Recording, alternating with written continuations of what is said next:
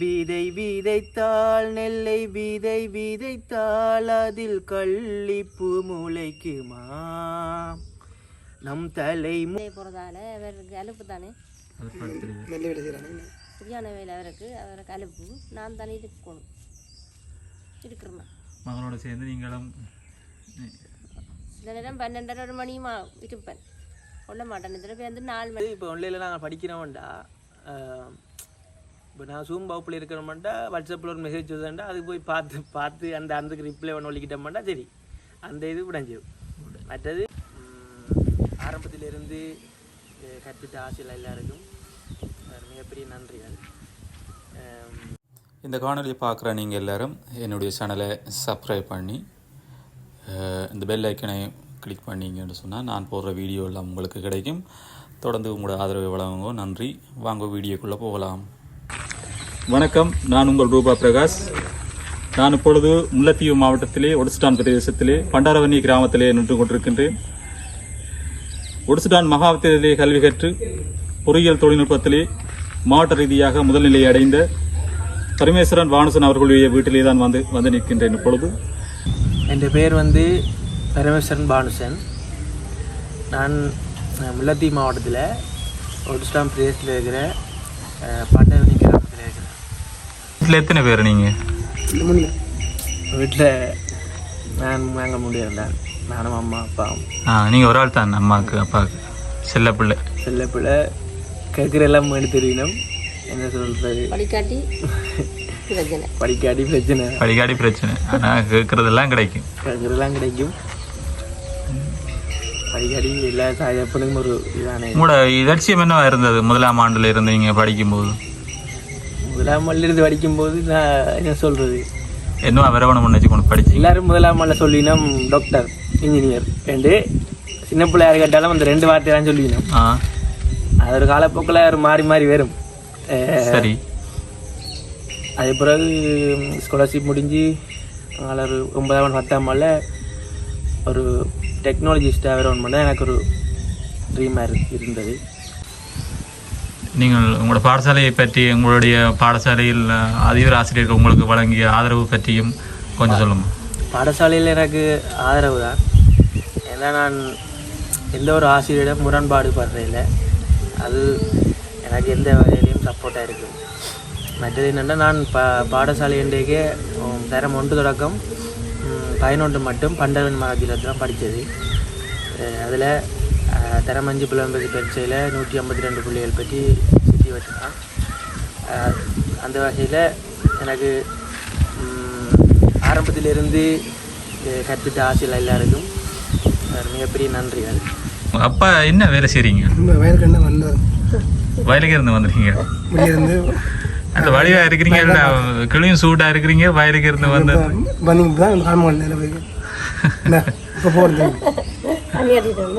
அம்மா வீட்டானா திருப்பி வயலுக்கு போக வேணும். உள்ள வயலுக்கான வேலையோ இல்லை மில்லில் வேலை செய்றீங்க? மில் வேலை அந்த முதலாளின்ற வயலில் இப்போ நீங்கள் நிற்கிறீங்க. இந்த வெற்றி எப்படி சாத்தியமானது, அதை பற்றி கொஞ்சம் சொல்லுங்கள். வெற்றி சாத்தியமானதுக்கு பெற்றோர் முழு சப்போர்ட் தான். நான் கிரேட் 10 படிக்கிறதுக்கு டெக்னாலஜி ஸ்ட்ரீம் தான் எடுக்கணும் பண்ணியிருந்தேன். அப்போ வீட்லேயும் சொல்லியாச்சு, ஓயில் எடுத்தாலும் நான் ஓயில் ரிசர்ச் வந்தாலும் ஏஎல் படிக்கிறது டெக்னாலஜின்னா அது விட்டு சொன்னாது. அப்போ அந்த வகையில் ஓயிலை முடிச்சுட்டு படிக்கிறதுனது. அந்த இதில் நிறைய விமர்சனங்கள் வந்ததுதான். எனக்கு ஓஎல் ரிசல்ட்ஸ் 6AB 2C வந்தது. அதில் என்ன சி என்ன படம்? C2C வந்தது. அது ஜியோகிராஃபி, ஹிஸ்ட்ரி, இங்கிலீஷ் பி. மற்றது வந்தது பயோமேட்ஸ் எடுக்கலாம் தானே, என் டெக்னாலஜி படிக்கிறீங்க டீச்சர்ஸ் மத்தியிலையும் விமர்சனங்கள் வந்தது தான். நான் சொன்னேன் டீச்சர் எனக்கு அதில் இன்ட்ரெஸ்ட் கூட, அதில் நான் படிக்கிறேன்னு சொன்னார். அதில் வீட்டை அம்மா அப்பாக்கள்கிட்டையும் சொன்னேன் நான் அப்படி டீச்சராக்களும் சொல்லி நான் பயோமெட்ஸ் படிக்க சொல்லி. ஆனால் எனக்கு டெக்னாலஜி இண்டஸ்ட்ரின்னு சொல்ல அம்மா சொன்னால் நீ விருப்பமானதை படி பிரச்சனை இல்லைன்னு சொன்னாங்க.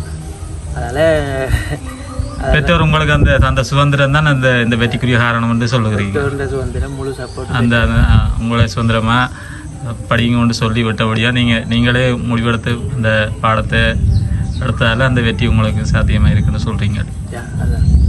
சரி, குறிப்பாக இந்த உயர்தரம் படிக்கும்போது முழுமையாக ஒரு கருத்து ஒன்று இருக்கின்றது. முழுமையாக பாடசாலையை நம்பி மட்டும் படிக்க முடியாதுன்ற ஒரு கருத்து இருக்கின்றது. இந்த பிரதேசத்தை பொறுத்த வரைக்கும் டியூஷன் வசதிகள், அதாவது தனியார் கல்வி நிறுவனங்கள், அந்த உயர்தரத்துக்குரிய தனியார் கல்வி நிலையம் இங்கே இருக்குதா, இயங்குறதா? நீங்கள் அந்த டியூஷன் வசதிகள் எங்கே பெற்றுக்கொண்ட நீங்கள்? டியூஷன் வசதி என்றேக்க நான் வெளியிடங்களுக்கு டியூஷன் போனதில்லை. ஆனால் இருக்குதுண்டு புதுக்குடிப்பில் இருக்குது டியூஷன் சென்டர். இங்கேருந்து புதுக்குடிப்பு சொன்னால் நான் நினைக்கிறேன் 17 கிலோமீட்டர் அப்படி வரும் இருக்குது. அதே மாதிரி வவுனியா அதுகளையும் இருக்குது. நான் முற்றுமுழுதாக கல்வியை கற்றுக்கொண்டது இணையவழி கல்வி தான். ஏனெண்டா இப்போ கொரோனா சிச்சுவேஷன்லேருந்து எனக்கு அந்த இணையவழி கல்வி ஒரு பரிச்சயமாக வந்துட்டுது. அதால் அந்த சைட்டிலே நான் போனேன். ஏன்டா டியூஷன்களுக்கு போகிற செலவுகள் கூட, மற்றது போய் வர செலவுகள், அந்த செலவுகள் கொஞ்சம் டயர்ட். அதுகள் ஸ்கூல் போனால் பின்னேரத்தில் டியூஷன் போகிற கொஞ்சம் இதுன்றபடியே நான் இணையவழி கல்வியை நைட்லாம் கற்றுக்கொண்டேன். இணையவழி வந்து ஜூம் செயலியாக முழு இதையும் கற்றுக்கொண்டது. அந்த ரிசல்ட்டுக்கு காரணம் 50க்கு 50 கிடைக்கலாம். பாடசாலை கல்வியோடையும் இணையவழி கல்வி தான் முக்கியமாக தெரிந்தது. அதே மாதிரி ஆன்லைன் நிறைய பேர் சக்ஸஸ் இல்லைன்னு சொல்லினோம். ஆன்லைனில் படிக்கிற சக்ஸஸ் இல்லைன்னு சொல்லினோம். அந்த மத்தியில் எனக்கு நான் இந்த ஆன்லைனில் படித்து 2BC சித்தியை பெற்று மாவட்டத்தில் முதல் நிலை அடைஞ்சது எனக்கு ஒரு சந்தோஷம். படிக்க ஒரு சலிப்பு வருந்தான். தொடர்ந்து இப்போ நாங்கள் நேரடி வகுப்புகளில் இருந்து படிக்கிற மாதிரி வராது தான். நேரடி படிப்புனா கொஞ்சம் கொஞ்சம் பம்பலாக அப்படி படிக்க கொஞ்சம் இந்த இதுகள் கொஞ்சம் இதாக இருக்கும். ஆனால் ஆன்லைனில்னா நாங்கள் அதே சிச்சுவேஷனில் இருக்கணும், அப்படி பார்த்து கொண்டு இருக்கணும். ஆனால் அது கொஞ்சம் சலிப்பு வருந்தான். ஆனால் போக எனக்கு அது ஒரு பழகி போச்சு. மற்றது இப்போ ஆன்லைனில் நாங்கள் படிக்கிறோம்டா,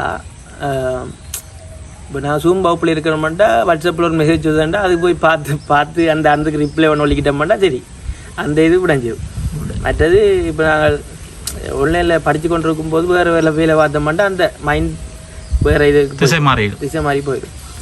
அதில் நான் படிக்கும்போது என்ன செய்வேன்டா, இப்போ 2 சிம் பாவிப்பேன். இப்போ 2 சிம் பாவிப்பேன். அதில் ஒரு சிம்முக்கு மட்டும்தான் ஜூம் பேக்கேஜ் போடுவேன், மற்றதுக்கு மற்ற பேக்கேஜை போடுவேன். இப்போ ஜூம் பேக்கேஜை போட்டால் அந்த ஜூம் மட்டும்தான் வேலை செய்யும், மற்றதுக்கு ட்ரான்ஸ்ஃபர் மாற்றிக்கொண்டு இருக்கணும். நான் இப்போ நெட் பேக்கை மாற்றி அடிக்கும், அதால் மற்றது வேலை செய்யாது. அப்போ அந்த சிச்சுவேஷனில் கொஞ்சம் அதால் கொஞ்சம் படித்தது. மற்றபடி சொல்கிறேன்டா இணையவழி கல்வி வந்து உங்களுக்கு கை கொடுத்துருக்குன்னு சொல்லலாம். எப்படி இருக்குது வரவேற்புகள், வாழ்த்துகள் எப்படி வந்து குவிந்து கொண்டிருக்கின்றதா? என்ன எப்படியான ஒரு வரவேற்பை கண்டிருக்கிறீங்க? மிகவும் சந்தோஷம். சொல்கிறதுக்கு வார்த்தைகள் இல்லைன்னு நினைக்கிறேன். ஏன்னா எங்கே போனாலும் மக்கள் பாராட்டுகள் வெறுமனே பாராட்டுகள் மட்டும்தானா? அம்மா அப்பாவுக்கு தான் நான் நல்ல ஒரு இது. ஏன்டா பெருமை. அப்பா சின்ன வயசுலேருந்து கஷ்டப்பட்டு தான் வளர்த்தது, அம்மாவும் கஷ்டப்பட்டு தான் வளர்த்தது, அம்மா அப்பா சேர்ந்து. அதால் அப்பா வேலைக்கு போய் வந்துடுவார், வந்து களைப்பில் கிடந்துடுவார். அம்மா இப்போ நான் கிளாஸ் போய் கொண்டிருக்கிறேன்டா, அம்மா கிளாஸ் முடிய மட்டும் முடிச்சு தான் இருக்கிறவா. அதனால் பெற்றோருக்கும் நல்ல ஒரு அவர்கள் பட்ட கஷ்டத்துக்கு ஒரு நல்ல ஒரு மதிப்பீடு கிடைச்சிருக்கேன்னு. நல்லது. மதிப்பீடும் இந்த பாடசாலையின் ஆதரவு பற்றியும் கொஞ்சம் சொல்லுங்க. பாடசாலையின்றைக்கு நான் எழுதரம் படித்தது ஒட்டுசோழ மகா வித்தியாலயத்தில். அங்கே படிக்க நான் போக எங்களோட வகுப்பாசிரியர்கிட்ட கேட்டு நான் சார் நான் இப்படி படிக்க போகிறேன், டெக்னாலஜி டெக் படிக்க போகிறேன்னு என்ன மாதிரின்னு கேட்டுங்க. சார் ரிசர்ச்சை கேட்டு விடனே நான் சொன்னேன் 6AB2C. அப்போ சயின்ஸ் மேத்ஸே வச்சுக்கொண்டு டெக்னாலஜி படிக்கிறேன்ட்டு கேட்டேன். நான் அது இன்ட்ரெஸ்டர் அப்படின்டா டிஸ்ட்ரிக்டில் ஃபர்ஸ்ட் ரேங்க் அடிச்சு தரணும்னு சொன்னேன் சார். அப்போ நான் சரி சரி நான் சரி அடிக்கிறேன்னு சொன்னேன். சாரா உங்களோட படிப்பிக்கிற சாரா இல்லை அது படிப்பிக்கிற சாரா அதிபரா? படிப்பிக்கிற சார் அதிபரும் சப்போர்ட் தான். அதிபரும் எப்படி உங்களோட மாவட்டத்தில் ஃபர்ஸ்ட் ரேங்க் அடிச்சு தரணும்னு சொல்லி சொன்னேன். அப்படியே வந்தால் ஃபர்ஸ்ட் ரேங்க் அடிக்கணும்னு மட்டும் சொன்னேன். நான் சொன்னேன் ஓகே சரி சார் சரி அடிப்போம் என்று அண்டு தான் படிக்க வலிக்கிட்டது. அந்த வகையில் இப்போ ரிசர்ச் வந்த ரீதியில் ஒரு முதலிடத்தை பெற்று ஃபஸ்ட் ரேங்க் அடித்ததுக்கு பேருக்கு நல்ல ஒரு சந்தோஷம். ஏண்டா சொன்ன மாதிரியே தனக்கு ஒரு இது எடுத்து தந்துட்டு நல்ல சந்தோஷம். சொன்ன வாக்கை காப்பாற்றி இருக்கிறீங்களா? அதே மாதிரி பள்ளிக்கூடத்தில் காண்றாங்க எல்லாரும் டிஸ்ட்ரிக்ட் ஃபஸ்ட் தான் அப்பயே சொல்லுவாங்க. ஆனால் எனக்கு ஒரு மாதிரி இருக்கும். என்னென்னு சொல்கிறேன், நீங்கள் ஆரம்பத்தில் சொன்னதை இடைக்கிட உங்களுக்கு ஞாபகப்படுத்திருக்கணும். என்னென்னு சொல்கிறாங்க ஒரு கிடைக்காம விட்டுருப்போம் அப்படி ஒரு பயம் இதுக்கு. நான் படித்ததாக தான் கிடைக்காவிட்ட என்ன நினைப்பானுங்க. அது ஒரு இதாண்டு இருந்தது. சேர்ந்து எக்ஸாம் கிட்ட நெருங்கி எக்ஸாம் முடிஞ்சோன்னா ஓகே மனசுக்கு ஒரு இது ஒன்று வந்தது, நம்பிக்கை ஒன்று வந்தது. ரிசல்ட்ஸ் வரும் 3 வாரம் அதில் ரிசல்ட்ஸ் வரும் என்று நம்பிக்கை வந்தது. அந்த வகையில் எனக்கு இந்த ரிசல்ட்ஸ் வந்தது சந்தோஷம், திருப்தி. பரீட்சை முடிவடைந்தவர்னா நீங்கள் நினைத்தீர்களா முதலாம் மாவட்டத்தில் முதல்நிலை வரும்? முதலாம் வருவன் நினைக்கலாம். அந்த டிஸ்ட்ரிக்ட் ஓட்டாக்குள்ள எடுபடுவேன் நினைக்கிறான். முதலாம் இடம் வருவன்ட்டு ரெவெட்ட வேண்டான் கட்டாயம் வருவன் மட்டும் வேண்டான். வருவன் நினைக்கல நான் வேண்டின வழியே நினைக்கல. அதே வகையில் கொடுத்துட்டாங்க. நீங்கள் அது ஒரு ஆசிரியருக்கு சொன்ன வாக்கை காப்பாற்றி இருக்கிறீங்க. அந்த அதன் மூலமாக கண்ணாடி போடுறது மறந்து போனேன். கண்ணாடி போட்டிருந்த மாதிரி இருந்துச்சு. நாங்கள் சில வீட்டில் போடுற குறைவு வீட்டில் போடுறது படிக்கும்போது கண்ணாடி பாவிக்கிறீங்களா? படிக்கும்போது பாவிக்கிறதா இருந்துட்டு சில நேரம் ஒரே போட மாட்டேன். எங்கள் வெளியில் போகிற நேரம் போடுவேன். எத்தனை வயசுலேருந்து போடுறீங்க கண்ணாடி? ஓயல் படிக்க இப்போ கொரோனா சிச்சுவேஷன் முடிஞ்ச கையோட எனக்கு அந்த எழுத்துக்கள் கொஞ்சம் என்ன சொல்கிறேன், டீச்சர் பிளாக் போர்ட் எழுதுவா கொஞ்சம் பிளர் அடிக்கும். தூரப்பார்வை கொஞ்சம் மங்கும். அதெல்லாம் பகுப்படிகள் பக்கத்தில் கேட்டால் எழுதுறது. பக்கத்தில் கேட்டு இந்த என்ன அழியது கதை சொல்கிறாரு அப்படி எழுதுறது. அதுக்கப்புறம் வச்சு நான் கண்ணாடி ஒன்று போட்டால் நல்லந்தான்ட்டு தான் இப்போ செக் பண்ணி தான் எடுத்து ஸ்கூல் டைம் போவைக்கெல்லாம் போட்டு போனேன். ப்ரைவேட்டாக தான் எடுத்துங்க? ப்ரைவேட்டாக தான். நீங்கள் நல்லா பாடுவீங்களாமே, 2-3 வரி பாடுங்களேன் எங்களுக்காக. என்ன நான் சொல்கிறேன், ஜூனியர் வச்சு பிள்ளைகளுக்கு அதாவது எக்ஸாம் எழுதி சித்தி பெற வரைக்கும் தானே ரிசல்ட்ஸ் காணாமல் அவைகளுக்கெல்லாம் சேர்த்து ஒரு பாட்டுக்கு பாடு. மனம் நினைத்தால் அதை தினம் நினைத்தால் நெஞ்சம் நினைத்ததை முடிக்கலாம். தொடுவானம் இனி தொடு தூரம் பல கைகளை சேர்க்கலாம். விதை விதைத்தால் நெல்லை விதை விதைத்தால் அதில் கள்ளிப்பு முளைக்குமா. நம் தலைமுறைகள் 100 கடந்தாலும் தந்த வீரங்கள் மறக்குமா. இன்னும் என்ன தோளா எத்தனையோ நாளாம் நம்மை இங்கு நாமே தொலைத்தோமே. நம்ப முடியாதா நம்மால் முடியாதா நாளை வெல்லும் நாளாய் செய்வோமே.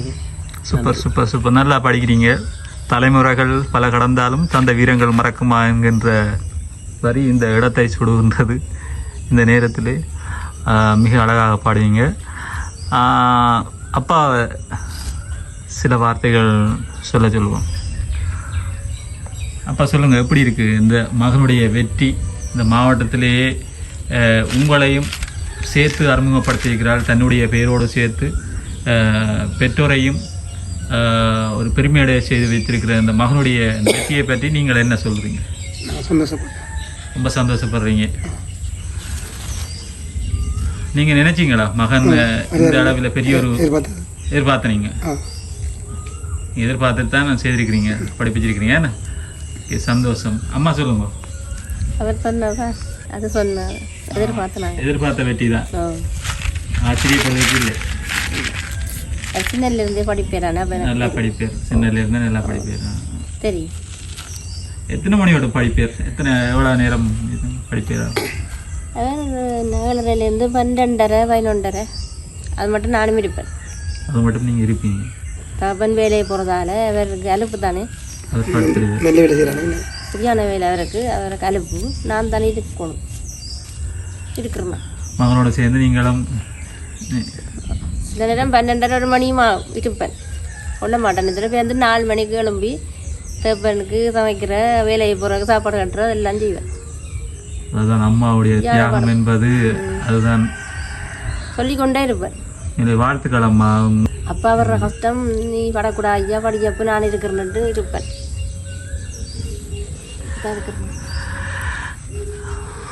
நல்லதம்மா, சந்தோஷம். அப்பாவும் பாடுவாராம்மா? வர மாட்டேன். அப்பாவும் பாடுவாருன்னு கேள்விப்பட்டேன். 2 லைன் பாடுங்க. அப்பா பாடுறதில்ல, நான் ஸ்கூல் நிகழ்வுகளில் தான் பாடுறது. பாடசாலை நிகழ்வுகளில் நீங்கள் படித்து உங்களுக்கு எக்ஸாம் டைமில் படிச்சிருக்கேன். நான் அந்த அவலத்துக்கு தொடங்க மாட்டேன். நான் அதுன்னு சொல்கிறேன், இது முக்கியமான நிகழ்வுண்டா, இது டீச்சராக பாட சொல்லிடணும் கட்டாயம். அதனால் பாடு. உங்களுக்கு கீழே இருக்கிற பேட்ச், உங்களுக்கு பின்னுக்கு இருக்கிற அந்த மாணவர்களுக்கு என்ன நீங்கள் சொல்லணும்னு நினைச்சா என்ன சொல்லுவீங்க? கீழ் பேட்ச் மாணவர்களுக்கு சொல்லணுமெண்டா, முதல் உங்களுடைய அம்மா அப்பாக்களை இந்த கஷ்டத்தை உணர்ந்து படிங்க. அது ஒரு முக்கியமானது அமையும். ஏன்னா அவர் உங்களை நிறைய எதிர்பார்த்திருப்பினோம்.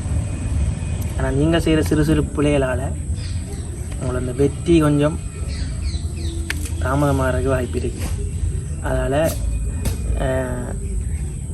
படிக்கிறத நீங்கள் அண்டண்டு படிங்க. என்னென்னு சொல்கிறது, இப்போ ஒரு கிளாஸ் முடிஞ்சுதுண்டா அதில் ஒரு கிளாஸ் முடிஞ்ச டைமில் ஒரு 1 மணி நேரம் ஒதுக்கி படித்த விஷயத்தை திருப்பி படிங்க. ஏண்டா இவ்வளோ தான் நான் கிளாஸில் படிச்சிருக்கேன் என்ற ஒரு திருப்தி அடைகிறாங்க. மற்றபடி சொல்லணுமெண்டா படித்த விஷயம் எப்பயும் ஞாபகத்தில் நிற்காது தான். அதை நாங்கள் ஒரு 1 மந்த்துக்கு ஒருக்கா வச்சு ரிவைன் பண்ணி பார்க்கணும். கடைசியாக என்ன படிச்சினாங்க, எவ்வளோத்துக்கு எங்களுக்கு மைண்டில் நிற்கிதுண்டு அந்த ஒரு ரிவிஷன் பண்ணி பார்க்கணும். நீங்கள் அந்த வழியை பின்பற்றிக்கிறீங்க? பின்பற்றி இருக்கிறேன். நான் படிக்கிற விஷயத்தை அண்டண்டு படிப்பேன். கிளாஸ் முடிஞ்ச ஒரு கடைசி 1 மணி நேரம் ஆச்சு, சொன்ன மாதிரி 1 மணி நேரம் ஆச்சு இருந்து என்னென்ன படித்தேனான்னு ஒரு ரிவைன் பண்ணுவேன். மறுபடி கடைசி நேரத்தில் எல்லாம் ஒரு என்ன சொல்கிறேன், எல்லாம் மறந்த மேட்டான் இருக்கும். கடைசி நேரத்தில் என்ன படித்தது, கடவுளை என்ன வேறப்போ அப்படி ஒரு சுச்சுவேஷன் இருக்குன்னு தான். பட் என்ன எக்ஸாம் எழுதிக்கே தெரியாது. எக்ஸாம் எழுதிக்க கொஞ்சம் மைண்டுக்கு வருமா, இதான் படித்தோம்ட்டு அந்த ஒரு பதட்டத்தால் கொஞ்சம் மனம் கொஞ்சம் உடையும். அதுக்கு பிறகு ஓகே எக்ஸாம் நாங்கள் துணிந்து போனோம்னா சரி. சரி தம்பி, மிகவும் நன்றி. இந்த காணொளியை பதிவு செய்வதற்காக உங்கள் நேரத்தை செலவழித்து, உங்களுடைய தந்தையின் தாயினுடைய நேரங்களையும் செலவழித்து இந்த காணொளிக்காக ஒத்துழைத்தமைக்கு மிகவும் நன்றி. சந்திப்போம், மிக விரைவில் மீண்டும் ஒருவரை சந்திப்போம். நன்றி அப்பா, நன்றி அம்மா, மிகவும் நன்றி. நன்றி உள்ளங்களே, நன்றி. வணக்கம்.